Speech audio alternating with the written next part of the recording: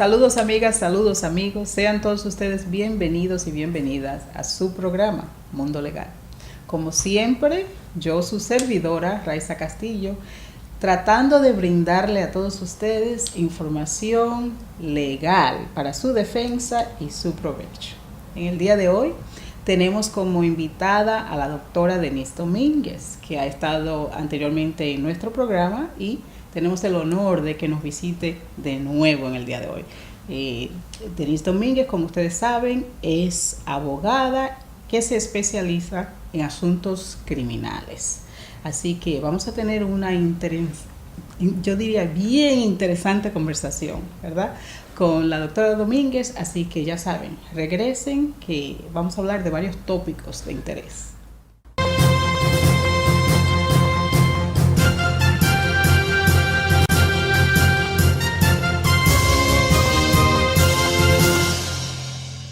Castillo y Asociados, oficina de abogados con una amplia experiencia en leyes de inmigración, divorcios, accidentes y negligencias. Bufet dirigido por la doctora Raiza Castillo, con más de una década abogando por los intereses de sus clientes en asuntos de viviendas, contratos y bienes raíces. Visítenos en la calle 157, casi esquina Broadway, o llámenos al 212-942-0200. Castillo y Asociados, un equipo de abogados interesados en defender sus derechos.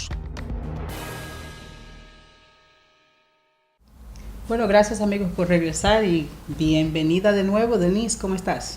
Muchas gracias por invitarme otra vez. Estoy bien, gracias Raiza. Es un placer estar aquí. Sí, es un placer tenerte de regreso aquí en Mundo Legal. Y vamos a empezar con nuestra conversación porque estábamos hablando antes de empezar la grabación, ¿verdad? De un tópico que es el tema de conversación allá afuera entre las personas, sean abogados o no, ¿verdad? Y es lo que pasó con el que fuese presidente del Fondo Internacional Monetario, ¿no? ¿Cuál es tu opinión, Denise, sobre ese caso? Dominic Strauss-Kahn. Sí. Ese es un caso súper interesante porque vemos varias cosas. Lo que es justicia moral y lo que es justicia penal aquí en la corte, ¿verdad? Y creo que ha pasado un poquito de moda porque ya eso pasó hace... Sí, pero todavía la gente está conversándolo. Pero vamos a ver si ayudamos a que las personas entiendan un poquito, porque muchas personas piensan que quizás hubo una injusticia con la víctima, ¿verdad? Con la persona, la alegada víctima. Y que se esperaba que a una persona que se le sacó del avión, ¿verdad?, para que se le presentaran cargos en su contra, pues no se le dejara simplemente andar así libremente, sin que ella tuviese la oportunidad de que un jurado escuchara su versión de los hechos. Entonces, sabemos que hay cositas legales que quizás las personas no entienden.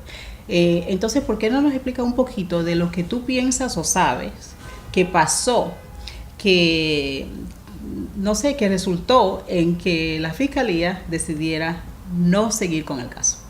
Sí, tienes mucha razón. Hay varios grupos que están en favor de los derechos de las mujeres, de los inmigrantes, que sí dicen aquí pasó una injusticia porque este caso no llevó a un juicio a donde determinara un juez o un jurado si él era culpable de los cargos violentos sexuales que lo acusaron. La opinión mía legalmente, ¿verdad? Aquí me estoy poniendo el sombrero de abogada, no de mujer, no de latina. Legalmente la Fiscalía del Condado de Nueva York, de la oficina de Cy Vance, hizo lo correcto legalmente y éticamente. Moralmente, bueno, ya eso es otra conversación, pero legalmente ellos hicieron lo que tenían que hacer para pedirle al juez, que fue lo que sucedió, el último paso que le dijeron al juez. Le pedimos al juez que respetuosamente voten todos los cargos contra Dominic Strauss-Kahn. A este momento no podemos probar nuestro caso más allá de una garantía, no podemos, o lo que se dice reasonable doubt, más de una duda razonable. Y Eso es lo que tiene que hacer la fiscalía cuando llega a un punto que sabe que no puede probar su caso. Eso no quiere decir ahora que la persona es inocente y que la persona no cometió el delito. Lo que quiere decir es que nuestra corte criminal, basado a la evidencia que hay que presentar y el proceso, ellos ya sabían que no podían hacerlo. Okay. Entonces vamos a ver, porque esto no es un caso diferente, es una acusación criminal, ¿verdad? Entonces no es diferente a las acusaciones criminales que se pueden presentar en contra de una persona, un televidente, por ejemplo, ¿verdad? Entonces, en este caso, ¿verdad? Hubo una acusación de esta muchacha, ¿verdad? De esta señora, y se presentó esa evidencia, esa acusación, lo que tenían, a un pequeño jurado, que es el proceso normal, ¿sí? ¿Verdad? Como cualquier miembro de nuestra comunidad que se le acuse de un crimen allá afuera, lo presentan frente a un pequeño jurado, ¿verdad? Un grand jury o un gran jurado, pero en verdad es antes del caso. Claro. ¿Verdad? Entonces pasó eso. Entonces quiere decir, Denise, que hubo suficiente evidencia para que ese jurado preliminario determinara, ¿verdad?, que sí, lleven a cabo el proceso, que se haga un juicio. Pero entonces la fiscalía tiene que reevaluarlo, y lo reevaluó y decidió que no es suficiente para seguir. Exacto, porque la prueba necesaria es diferente. Lo que se llama grand jury, ese jurado solamente tiene que determinar si había suficiente probabilidad para que la policía hiciera un arresto, que esta persona, hay la probabilidad que cometió estos crímenes. Esa es solamente la prueba necesaria. ¿Y qué le presentaron al gran jurado? Le presentaron el testimonio de la que lo está acusando, a la señora Diallo, y también presentaron evidencia científica, DNA, que encontraron en la blusa de ella.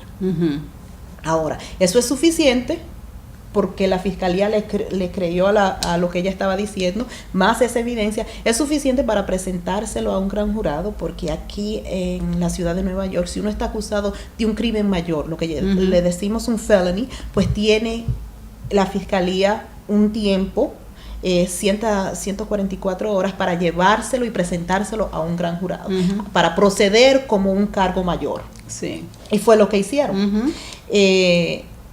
Ahora, cuando iban ya para preparar el caso, para ir a juicio o determinar otras cosas, se dieron cuenta que la evidencia que tenía había cambiado. Que la evidencia que yo tenía no le iba a poder probar ese caso alante de un juez o alante de un jurado, que es lo que todo el mundo está pidiendo o ha pedido. Pero públicamente ellos hablaron no tanto de si tenían suficiente evidencia, sino de la credibilidad de la mujer. Y por eso yo pienso que las personas tienen la opinión que tienen, porque están hablando de la credibilidad de la llamada víctima, ¿verdad?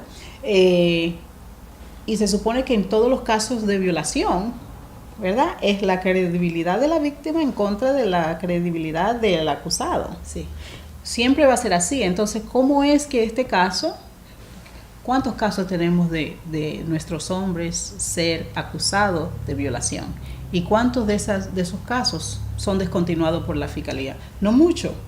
Bueno, al contrario, que son uno de los casos a donde normalmente se llega a un acuerdo y no llegan tanto a juicio. ¿Por qué? Porque son uno de los casos más difíciles para la fiscalía probar. No son de los casos, si estamos hablando de violencia doméstica, de cualquier caso donde hay violencia sexual, normalmente no hay mucha evidencia. No. Lo que tenemos es la palabra de una persona contra la palabra de la otra persona. Algunas veces tenemos, como en casos así, DNA, o tenemos foto de que hubo, que le pegaron o algo así, pero normalmente no hay mucha evidencia.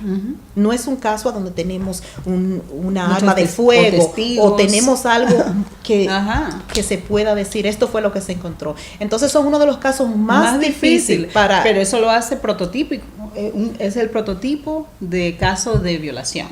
Y normalmente cuando estamos hablando de la persona que está acusando al otro, bueno, que esa persona haya mentido, eso es cosa para que el jurado o el juez lo decida.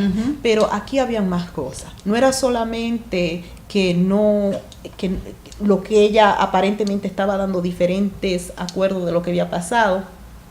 También sucede que habían motivos. Ahora, por ella llevar a cabo y traer a cabo un caso civil, bueno, ya le dio al otro lado mucho más para que ellos dijeran, bueno, ya tenemos un motivo porque ella está mintiendo. Más razón para que ellos piensen que ella está mintiendo. Sabemos que para ello probar, no hay que probar solamente que hubo contacto sexual. Eso se sabe. Ahí no hay duda porque tenemos la prueba científica. Lo que ellos necesitan probar es que no hubo consentimiento. Que no hubo consentimiento y que fue a la fuerza. Bueno, entonces, nada, se podrá seguir uno debatiendo, ¿verdad? Porque si entre abogadas quizás hay un poquitito de diferencia, ¿verdad? Legalmente sabemos que sí, que la fiscalía hizo lo correcto. Y si todos los casos fueran así, a donde tuviera la prensa, donde tuvieran los medios de comunicación tan pendientes, pues tuviéramos más justicia. Legalmente hubo justicia porque la fiscalía hizo lo que tenía que hacer. Cuando la fiscalía se da cuenta que tiene un caso que no lo puede probar, es el deber de la fiscalía de descontinuarlo. Pero no vemos eso tan a menudo. Exactamente, ahí quería llegar. Bueno, entonces vamos a tomar una breve pausa, Denise, amigos televidentes, y vamos a regresar con la segunda parte de esta interesante conversación con Denise Domínguez. Gracias.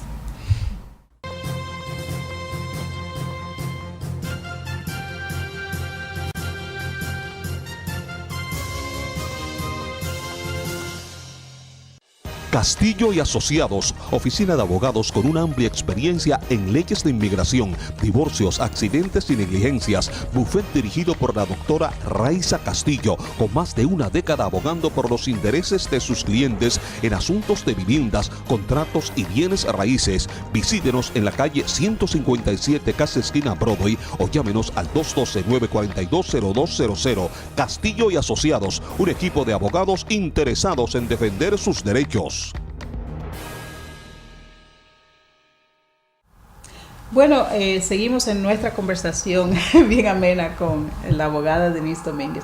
Denise, pasando a otro tema, no totalmente desconectado, ¿verdad? Bueno, porque estamos hablando del sistema. Sí, y para terminar esto, quiero que esté bien clara. No estoy diciendo que Dominic Strauss-Kahn es inocente y que no hubo un crimen. Lo que estoy diciendo es que basado a nuestra evidencia, a nuestro sistema legal, la fiscalía no lo podía probar ahora. Ok, perfecto, entendido.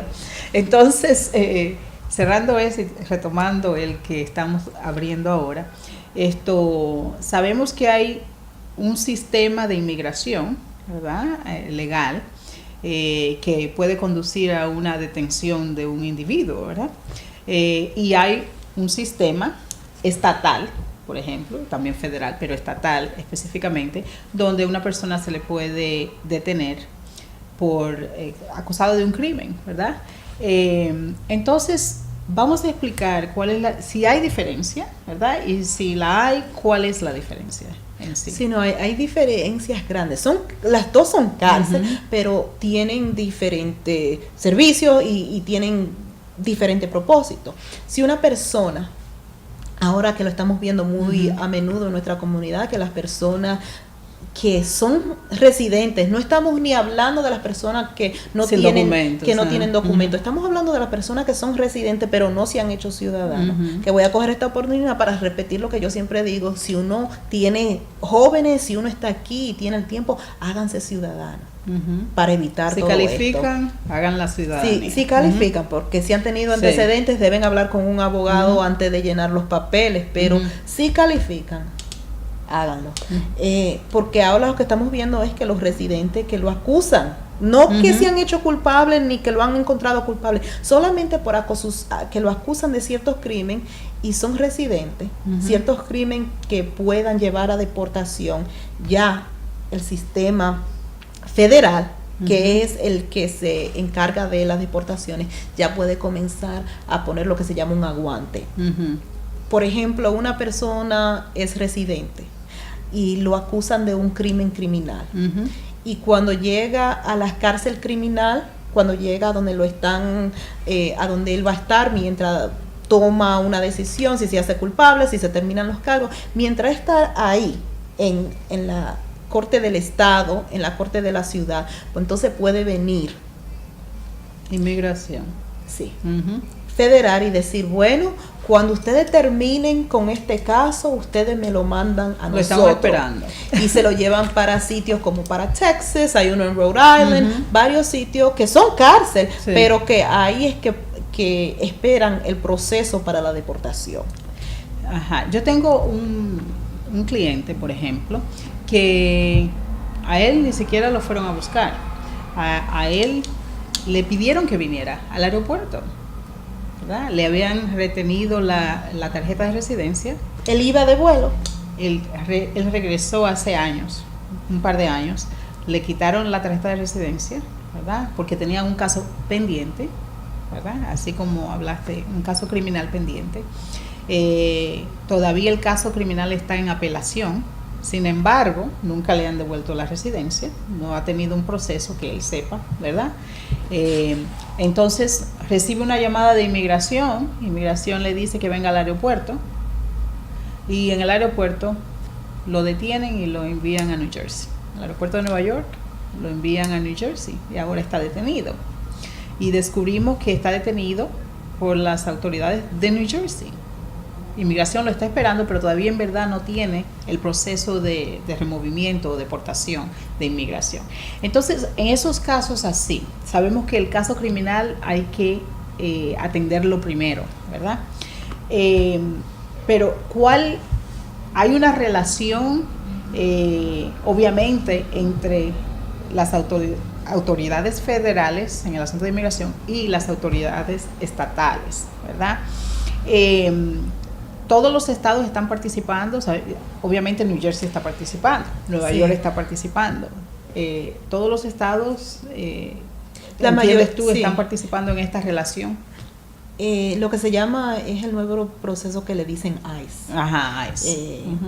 Y hasta un tiempo atrás ciertos estados y ciertas comunidades pelearon y dijeron, no queremos esto, no queremos este contrato a donde nosotros estamos participando y haciendo el trabajo del gobierno federal. Son como agentes, que si alguien está acusado de algo, de un crimen que lo pueden poner en deportación y no es ciudadano, vamos a decírselo a las autoridades federales. Antes no teníamos eso.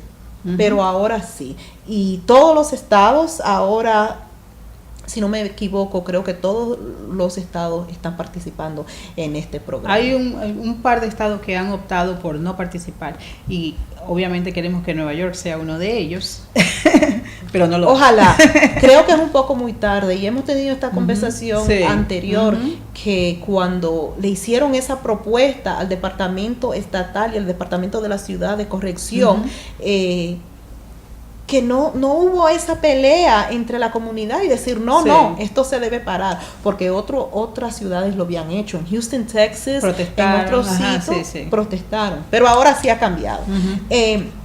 Pero yendo más al caso tuyo, lo que sucedía antes era que si tú pasabas por inmigración, venías al aeropuerto Kennedy y se daban cuenta que tú tenías un caso pendiente, un caso que tú tal vez no regresaste a la corte y ya te echaron un guarante o algo pendiente, pues lo que hacían es que te cogían la residencia y te decían, anda y arregla ese problema. Sí, o espera una notificación de inmigración para ir a la corte, ¿verdad? Y ahora lo que están haciendo es que lo están avanzando más el proceso. En ese caso que tú me estás diciendo, pues a esa persona le quitaron la residencia, pero lo que estoy suponiendo es que nunca fue a la corte criminal a arreglar el caso y aparentemente tiene un caso pendiente en New Jersey. Tal parece, ¿verdad? Porque el único caso criminal del cual él está consciente está en apelación. Que, bueno, vamos a estar claro lo que es apelación, porque la gente algunas veces se confunde. Sí. Si, por ejemplo, uno de los casos que yo he representado, un taxista 10 años atrás, pues lo encuentran con algo en el carro, con un poco de droga, pues lo acusan, comienzan el proceso y le echan fianza. El cliente nunca regresa a la corte, han pasado 10 años, pero ese guarante todavía está pendiente. Y aunque trate de reabrir lo que sería como una apelación. No es una apelación, es un caso a donde tú, Uh-huh. la corte lo tiene como que tú, o que te fuiste Ya, corriendo ya. y no Uh-huh. viniste a regresar a tu no importa al lo que estés proceso. haciendo ahora. Entonces, ahora el sistema puede continuar porque Uh-huh. tú lo has parado en no continuar, Uh-huh. tú lo has parado, entonces tienes que venir a regresar ahora a enfrentarte a los cargos originalmente Uh-huh. que te fuiste para otro sitio. Uh-huh. Entonces, obviamente las personas no tienen muchos derechos, no pueden objetar. Si son detenidos, ¿verdad?, por algún asunto criminal, e inmigración también le notifica que lo van a esperar hasta que termine eso para procesarlo en inmigración. Tienen que hacerlo. Ahora está horrible, Uh-huh. está muy horrible porque estamos hablando de personas que están solamente acusadas de un crimen, Uh-huh. no que se han declarado culpables, Uh-huh. que eso lo hemos visto. Sí. Sabemos que las personas que ya se declaran de ciertos crímenes criminales, que cuando están, Uh-huh. después que terminan su sentencia en el Estado, pues lo deportan. Sí. Eso, pero ahora lo estamos viendo al principio del proceso. Pero sí hubo un caso que la Corte Suprema ha Uh-huh. dicho lo siguiente, la Corte Suprema ha dicho, bueno, no podemos decir que la deportación es algo tan pequeño, Sí. que es una consecuencia insignificante Uh-huh. cuando estamos hablando de la Corte Criminal. Uh-huh. Los abogados defensores tienen el derecho de decirle La obligación. sí, Sí. que si ustedes se hacen culpables de esto, pueden Uh-huh. tener consecuencias Sí.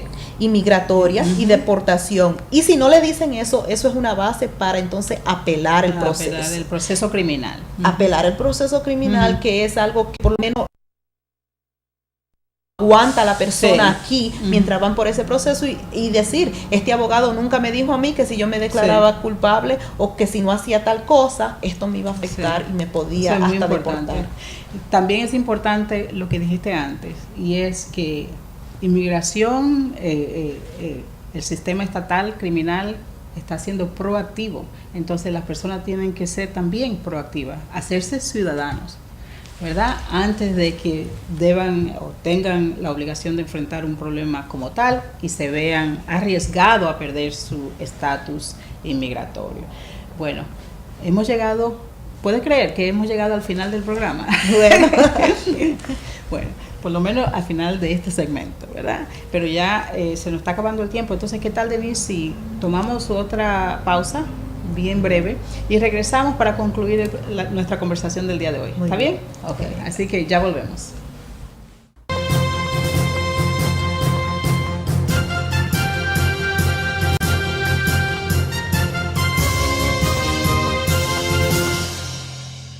Castillo y Asociados, oficina de abogados con una amplia experiencia en leyes de inmigración, divorcios, accidentes y negligencias. Bufet dirigido por la doctora Raiza Castillo, con más de una década abogando por los intereses de sus clientes en asuntos de viviendas, contratos y bienes raíces. Visítenos en la calle 157, casi esquina Broadway, o llámenos al 212-942-0200. Castillo y Asociados, un equipo de abogados interesados en defender sus derechos.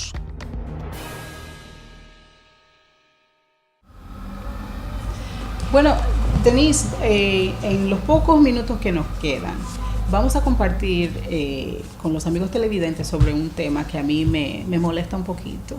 Lo he notado y me molesta. Y es que yo he visto que a los inmigrantes que lo arrestan, ¿verdad?, porque tienen un crimen pendiente, ¿verdad?, y lo amenazan con deportación, están en proceso, empiezan el proceso, a veces ofrecen soltarlo bajo fianza, ¿verdad?, igual que a cualquier otra persona acusada. Sin embargo, la cantidad que ponen como fianza parece exorbitante, mucho más alta que a una persona acusada del mismo crimen, pero que no tiene el problema de inmigración. Entonces, ¿cuánta discreción tienen los fiscales, ¿verdad?, en esto de la cantidad de fianza? Bueno, si estamos hablando de fianza que en un caso criminal, Sí. que es diferente a una fianza que se ha puesto en una corte federal o en un proceso federal que ya es de deportación. Son dos cosas separadas. Sí. Y normalmente, si la persona tiene la dicha que está en un proceso de deportación, que la fianza sea una fianza que la puedan pagar o que sea de cierta cantidad, porque algunas veces en el proceso inmigratorio federal no le permiten ni que paguen fianza. Así lo que es. se llama remand, que no hay opción de pagar fianza. Sí, yo estoy hablando precisamente de la fianza en el proceso de inmigración, de deportación, y siempre es altísima. Bueno, en el sistema criminal, ciertos de los factores que consideran para la cantidad de fianza que pide la fiscalía, entonces la defensa dice no, será menos, y el juez entonces decide, es basado a las conexiones que tiene esa persona. Si tú eres un ciudadano, tú tienes, uno de los factores es que tú ya tienes más, como lo ve la ley, es que tienes más conexión aquí y no tienes para dónde irte. Una persona que no tenga conexión con una comunidad, que no tenga trabajo, que tenga para otro sitio para dónde ir, ya es un nivel más alto de que va a correr y no va a regresar. Porque el propósito de fianza es asegurar que tú vas a regresar al proceso, que tú vas a regresar a venir a la corte y a enfrentarte a tu proceso. Y hay ciertos factores, pero el propósito más importante es que tú vayas a regresar. Y estoy de acuerdo. Que no escape. No es justo, pero una de las razones que tú estás viendo que para las personas inmigrantes la fianza puede ser más alta a una persona que sea ciudadana es porque es el riesgo de que pueden irse para otro sitio. Y se entiende, pero yo estoy hablando de un caso donde unos muchachos primos colombianos fueron arrestados por vender mercancía robada. Esa fue la acusación.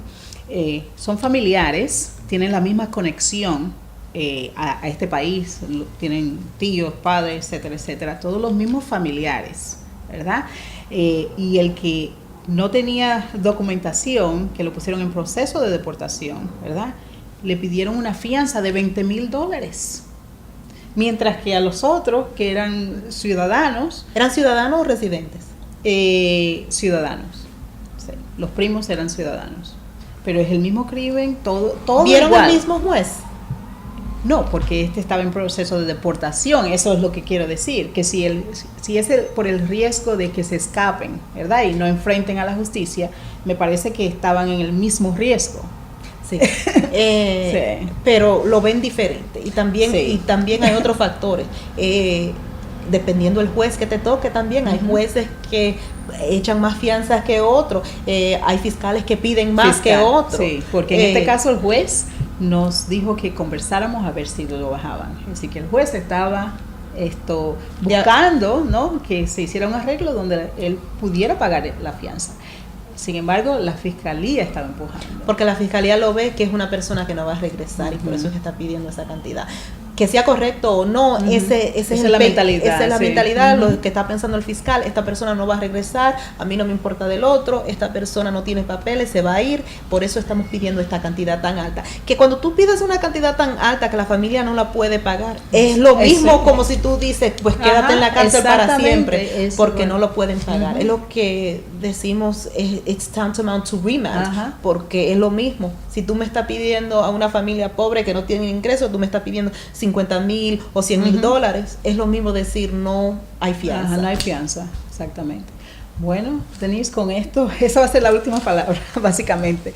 Qué alegría haberte tenido aquí en el programa. Gracias. Muchas gracias por tu participación y por tu entusiasmo en discutir los temas legales. Bueno, tengo que decir lo que dije ahorita otra vez, es importante, háganse ciudadanos si no tienen problema, y entender que hay una diferencia entre el proceso criminal y el proceso de migración, y que cuando el proceso criminal termina, pues entonces ahora pueden enfrentar el proceso de inmigración, y que tengan mucho cuidado, no se declaren culpables de absolutamente nada si ustedes no son ciudadanos, si no están seguros que no le va a traer consecuencias, porque la ley está diciendo que deben llevar el caso hasta juicio. Y siempre hay consecuencias, así que tienen que analizarlo muy bien, ¿ok? Pensar en las consecuencias en su estatus inmigratorio cuando están enfrentando un caso criminal. Gracias, Denise, de nuevo.